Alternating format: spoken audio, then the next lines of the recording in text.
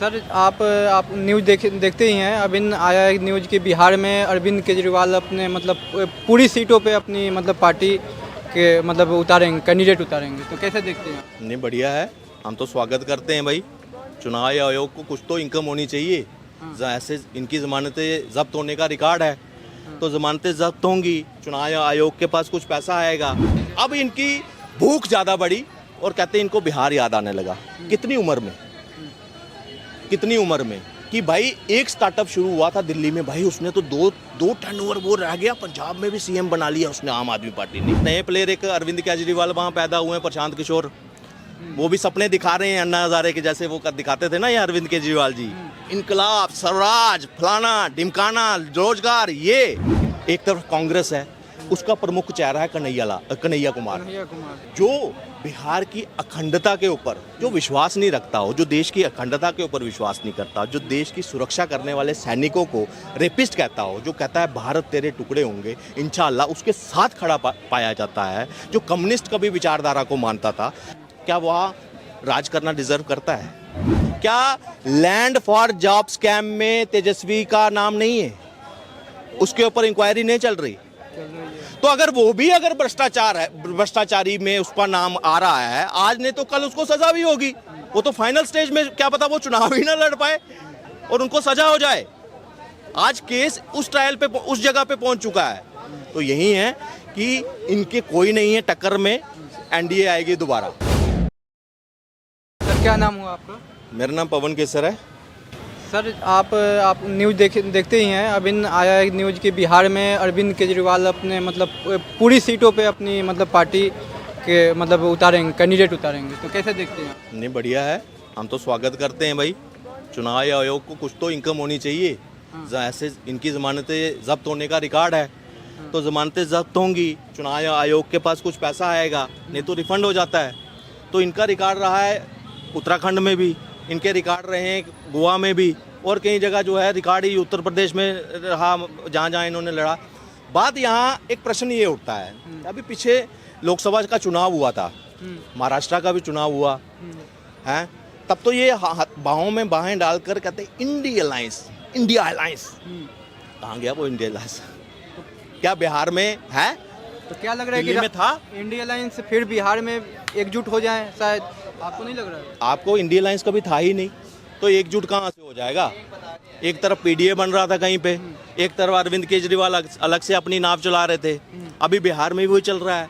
उधर आज नए प्लेयर एक अरविंद केजरीवाल वहाँ पैदा हुए हैं, प्रशांत किशोर, वो भी सपने दिखा रहे हैं अन्ना हजारे के जैसे वो दिखाते थे ना ये अरविंद केजरीवाल जी। इनकलाब, स्वराज, फलाना ढिमकाना, रोजगार। ये कह रहे हैं कि प्रशांत किशोर का आपने बात किया, प्रशांत किशोर कह रहे हैं कि पलायन अभी तक क्यों नहीं रुका? जब बीजेपी 20 साल से सत्ता में है तो रुक क्यों नहीं पाया पलायन? देखिए, जब मन में पावर की वो होना मंशा कि मुझे पावर गेन करनी है, ये पहले तो प्रशांत किशोर का पूरा एक विस्तृत तौर पर इसका परिचय दो।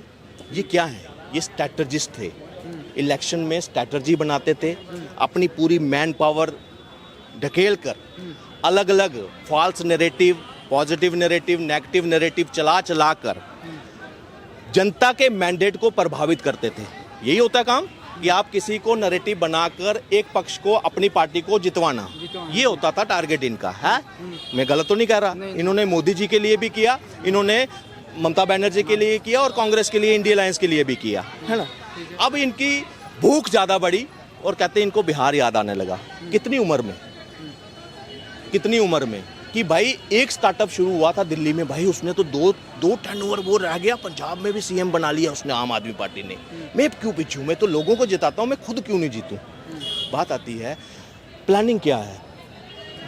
लालू को गड़े आओ, उसके बेटे को गड़े आओ, नीतीश कुमार को बोलो ये तो ऐसे ही है, इसने तो कुछ किया ही नहीं। जो बिहार को जानता है, जो बिहार को समझता है, जिसने ये नहीं कि 2000 के बाद पैदा हुआ है, उसको नहीं पता। उसके झांसे में लड़के आ रहे हैं, बच्चे आ रहे हैं, और अपना भविष्य दाव पे लगाने पे वो उसके साथ जो घूम रहे हैं ना भीड़, ये वो लोग हैं जिनको बिहार का जंगल राज नहीं पता। सुनो भाई पत्रकार महोदय, अगर जल्दी है, पहले पूरा आपके दर्शकों को ये पता होना चाहिए। जब राबड़ी से बिहार मिला था ना नीतीश कुमार को, कैसा मिला था पता आपको? ये नहीं कोई विकसित सिटी थी, माइनस में इसकी विकास दर थी। कितना? माइनस में। सबसे ज़्यादा भ्रष्टाचार, गुंडा राज। आते ही इसने जिस तरह की एनडीए के साथ जो सरकार बनी, वहाँ पे जो सुशासन बाबू एक नाम सुना होगा आपने, किसका है? बिहार। क्यों था? कुछ किया होगा ना। मगर अभी प्रशांत किशोर को पूछो कि भाई कुछ हुआ था, बोले ना क्यों सत्ता चाहिए, अब दूसरा केजरीवाल बनेगा ये।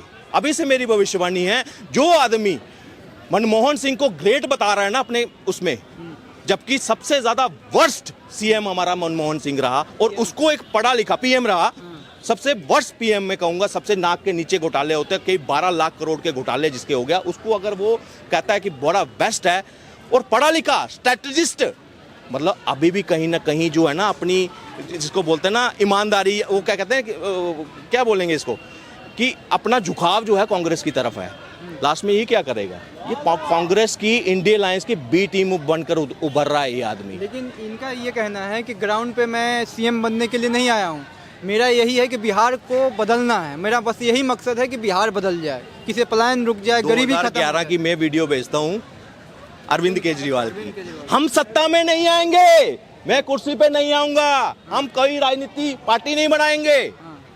यही तो था। कुछ डिफरेंस है? बताओ अगर डिफरेंस है तो।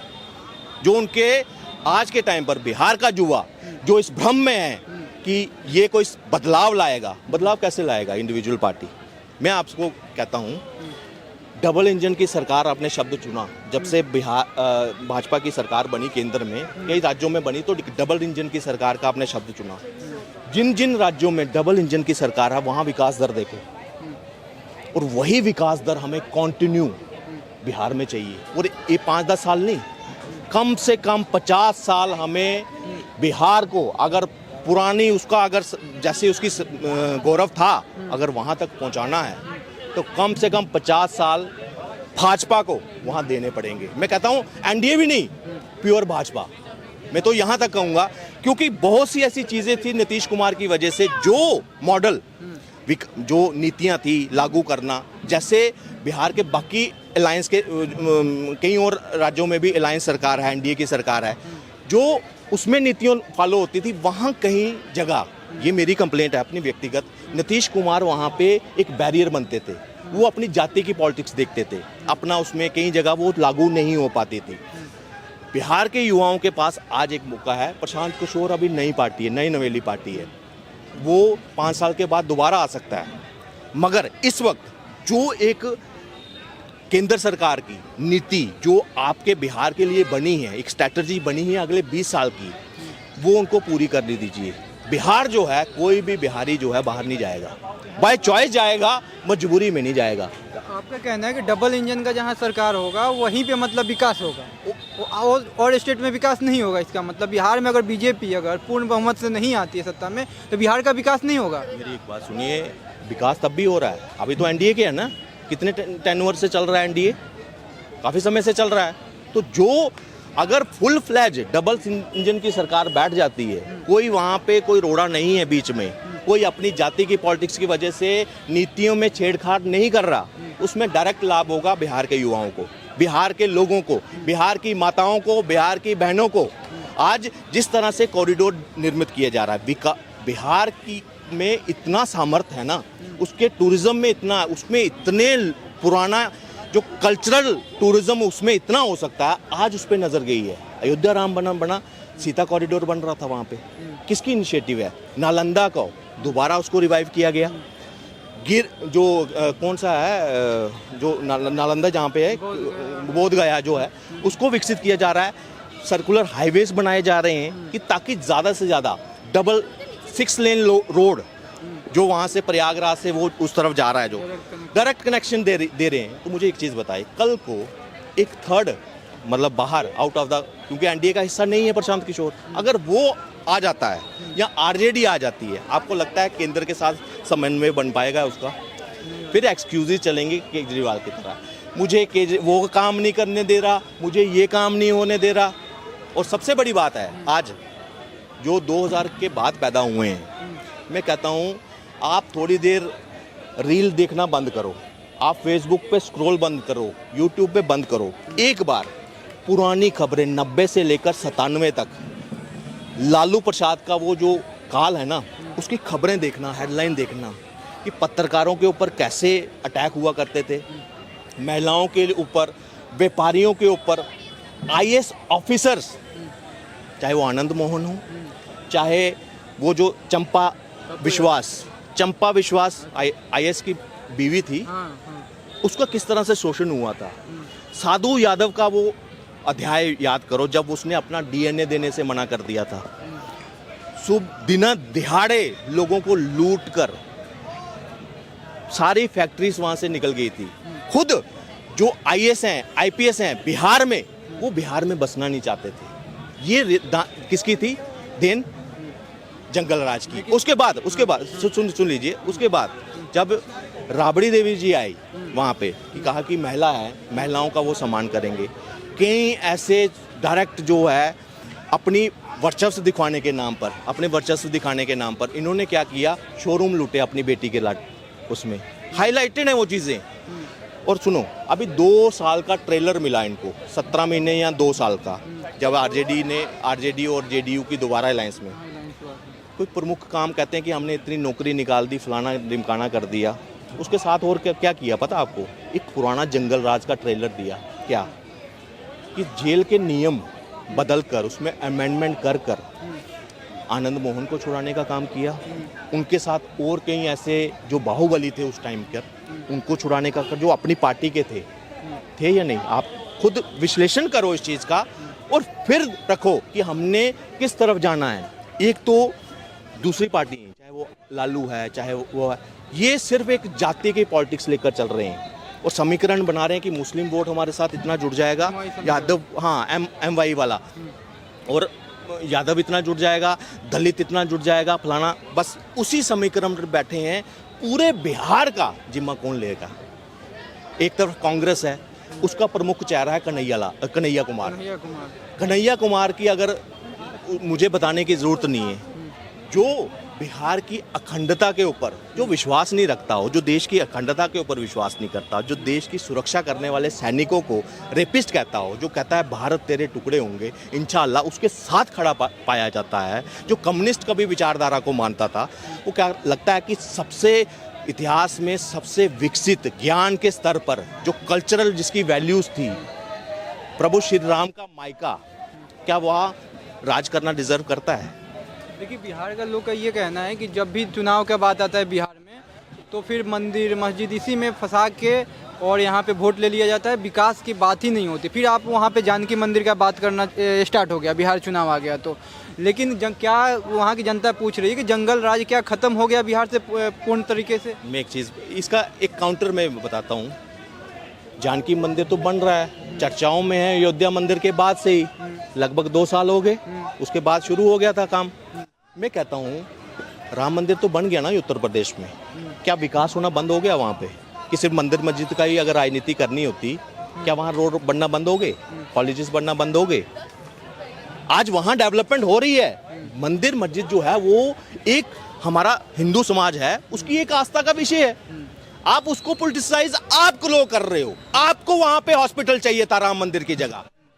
क्या हिंदू की आस्था का कोई अगर बात करने वाली कोई पार्टी है, वो अगर उस पर बात करती है, भाई अगर आपको मंदिर मस्जिद पसंद नहीं है, ये मंदिर पसंद नहीं है, कि बड़ा तबका है हिंदुस्तान का, 80% हिंदू हैं, वो चाहते हैं राम मंदिर बने, वो चाहते हैं सीता मंदिर बने। भारत का गौरव जो है ना, वो कहीं ना कहीं मंदिर के रास्ते से होते हुए ही गुजरता है। जब तक मंदिरों को किनारा कर दोगे तो किसको पूजोगे? वो गौरव कहाँ से लाओगे? तो क्या है मतलब इस बार मुद्दा क्या है? किसे मैंने आप लोग चाहते हैं कि सीएम जो बने, जो बिहार का जो विकास हो पाए और पलायन रुक पाए, लोग बिहार में ही काम करें, बाहर ना जाना पड़े, क्या करें? विकास, रोड बन रहे हैं वहाँ पे, जो इन्वेस्टमेंट वहाँ पे अभी इन्वेस्टर मीट में आई है, 2.25 लाख करोड़ की इन्वेस्टर हुई है आपके वहाँ पे, तो वो इंडस्ट्री सेटअप होगी। अगर अभी चुनाव में वो सारी उन्होंने अपना प्रोजेक्ट्स जो है ना होल्ड पे रख दिए हैं कि अगर भारतीय जनता पार्टी एनडीए की सरकार वापस आती है तो हम इसको एग्जीक्यूट करेंगे। अगर दोबारा आरजेडी आती है, क्या, मैं आपसे पूछता हूँ, आपके व्यूअर से पूछता हूँ, क्या इंडस्ट्रियलिस्ट तेजस्वी यादव की सरकार के ऊपर भरोसा करेंगे?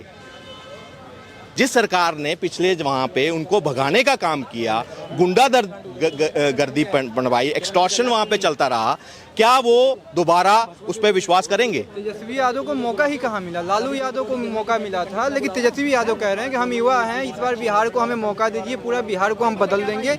और उनके पिताजी बोले कि तेजस्वी को कोई माई का लाल नहीं है कि जो हरा सकता है मेरे बेटे को। वो एक कहावत है ना, पता नहीं किसके बूथ के पाँव जो है वो उसमें ही पता लग जाता है।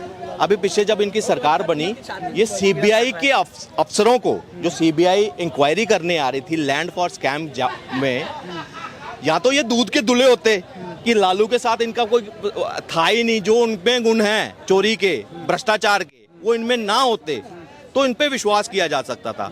क्या लैंड फॉर जॉब स्कैम में तेजस्वी का नाम नहीं है? उसके ऊपर इंक्वायरी नहीं चल रही? तो अगर वो भी अगर भ्रष्टाचार है, भ्रष्टाचारी में उसका नाम आ रहा है आज, नहीं तो कल उसको सजा भी होगी। वो तो फाइनल स्टेज में, क्या पता वो चुनाव ही ना लड़ पाए। यहां तक समीकरण लग रहे हैं कि क्या पता उसकी चार्जशीट पहले फाइल हो जाए वहां पे और उनको सजा हो जाए। आज केस उस ट्रायल पे, उस जगह पे पहुंच चुका है। तो यही है कि इनके कोई नहीं है टक्कर में, एनडीए आएगी दोबारा।